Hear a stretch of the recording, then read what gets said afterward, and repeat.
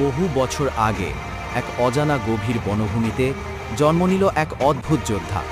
তার নাম ছিল ট্রায়ান, ব্যাটল ক্যাট। সে ছিল এক অদম্য যোদ্ধা। একদিন এক ভয়ানক সিংহ ট্রায়ানের সামনে দাঁড়ালো, কিন্তু ট্রায়ান ভয় পেল না। তার চোখে ছিল একমাত্র এক লক্ষ্য, জয়। একটি অশুভ শক্তি জাদুকরী পান্ডা যে চায় রাজ্যটিকে ধ্বংস করতে। তার জাদুর শক্তি ছিল ভয়ঙ্কর, কিন্তু রাজ্যটির একমাত্র আশা ছিল এক অদম্য যোদ্ধা, ট্রায়ান।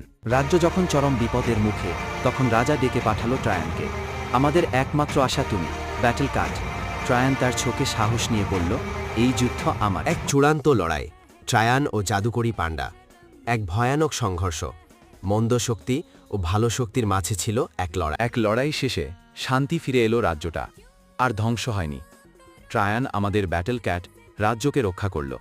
সে শুধু একটি বাঘ নয়, সে ছিল আমাদের শক্তি, সাহস আর আশা।